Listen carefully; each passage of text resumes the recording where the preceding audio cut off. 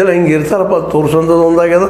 ಮತ್ತು ಇದ್ರ ಜೊತೆಗೆ ಇನ್ನುಳಿದ ಎಲ್ಲ ಕಡೆಗೂ ಏನು ಜಿಲ್ಲಾ ಮಟ್ಟದಲ್ಲಿ ಇದ್ದಾವೆ ಎಲ್ಲ ಮುಡ ಕುಡ ಅಂತೇಳಿ ಅಂತೀರಿ ನೀವು, ಅವೆಲ್ಲದ್ರ ತನಿಖೆ ಆಗಬೇಕಾಗಿದೆ ಇವತ್ತು. ಯಾಕಂದ್ರೆ ಅಲ್ಲಿ ಏನೇನೋ ಗದ್ದಲಗಳು ಏನೇ ಮಾಡುವಲ್ಲೇ ಮತ್ತೇನೋ ಮಾಡುವಲ್ಲೇ ಗದ್ದಲೋ ಬೆಳಗಾವಿಗೂ ಸಾಕಷ್ಟಾಗಿದೆ ಅಂಥವೆಲ್ಲ.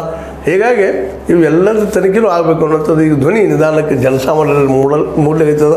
ಜನಸಾಮಾನ್ಯರು ಕೇಳಿಗಿದ್ದರಲ್ಪ ಇಲ್ಲೂ ಆಗಲಿ, ಬೆಳಗಾವದಲ್ಲಿ ಆಯಿತು ಮತ್ತೊಂದು ಕಡೆ ಆಯಿತು ಆಗಲಿ ಅನ್ನುವಂಥ ಮತ್ತು ಆಗಲೇಬೇಕಂಥದ್ದು. ಅದೇನೂ ಎಲ್ಲಿ ಇವತ್ತು ಮಾತ್ರ ನಮ್ಮ ಸಿದ್ದರಾಮಯ್ಯನವರ ಪರೀಕ್ಷಾ ಕಾಲ, ಇದರಲ್ಲಿ ಅವ್ರು ಗೆಲ್ತಾರೋ ಸೋಲ್ತಾರೋ ಬೇರೆ. ಬಟ್ ಇಲ್ಲಿ ಏನಪ್ಪ ಅಂದರೆ ಒಂದು ಮಾತ್ರ ಸತ್ಯ ಆಗ್ತದೆ, ಗೆದ್ದರೂ ಅವ್ರು ಟೀಕೆ ಒಳಗಾಗ್ತಾರೆ, ಸೋತರೂ ಅವ್ರು ಟೀಕೆ ಒಳಗಾಗ್ತಾರೆ.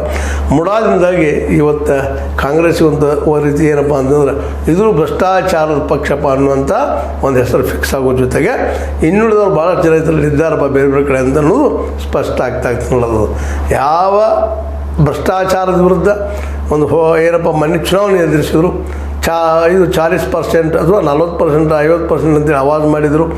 ಅದು ಆ ಪಕ್ಷ ಇವತ್ತು ಮತ್ತು ತಾನು ಅದೇ ಒಂದು ಭ್ರಷ್ಟಾಚಾರಕ್ಕೆ ಬಲಿಯಾಗಿ ಇವತ್ತು ಮುಖ್ಯಮಂತ್ರಿ ಅವರು ಒಂದೆಳೆ ಇದರಿಂದ ಇಳಿದ್ರಪ್ಪ ಅಂತಂದರೆ ಈ ಭ್ರಷ್ಟಾಚಾರಕ್ಕೆ ಒಂದು ಮೊದಲನೇ ಬಲಿಪಶು ಇವರು ಅನ್ನುವಂಥದ್ದು ಮತ್ತೊಂದು ಸ್ಪಷ್ಟ ಆಗ್ತದೆ.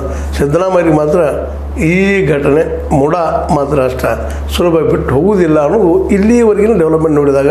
ಅದರಲ್ಲೂ ಮುಖ್ಯವಾಗಿ ಕೃಷ್ಣ ಹೇಳಿದರೆ ಸ್ನೇಹಮಯಿ ಕೃಷ್ಣ ಈ ದಿಶೆಯಲ್ಲಿ ಒಂದು ದಿಟ್ಟ ಹೆಜ್ಜೆ ಇಟ್ಟುಕೊಂಡು ಸಿದ್ದರಾಮಯ್ಯರಿಗೆ ಅಥವಾ ಒಂದು ಸರ್ಕಾರಕ್ಕೆ ಬೆನ್ನು ಹತ್ತಿದ್ದು ಇವತ್ತಿನ ಎಲ್ಲ ಡೆವಲಪ್ಮೆಂಟ್ಗಳಿಗೆ ಕಾರಣ.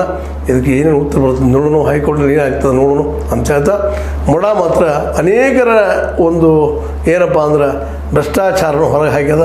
ಇದರಲ್ಲಿ ಮಂತ್ರಿಗಳಿರ್ಬೋದು, ಇದರಲ್ಲಿ MLAಗಳಿರ್ಬೋದು, ಇದರಲ್ಲಿ ಅಧಿಕಾರಿಗಳಿರ್ಬೋದು, ಭಾಳಷ್ಟು ಜನರ ಒಂದು ಏನು ಹಣೆಬರವನ್ನು ಬರೆದದ ಇವತ್ತು.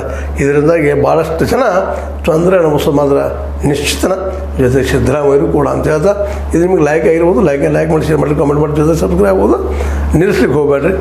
H16 ನ್ಯೂಸ್ ಅರ್ಥಾತ್ ಹೇಗೆ ಸಿದ್ದರಾಮಯ್ಯ ಸತ್ಯಕ್ಕೆ ವಂದನೆಗಳು.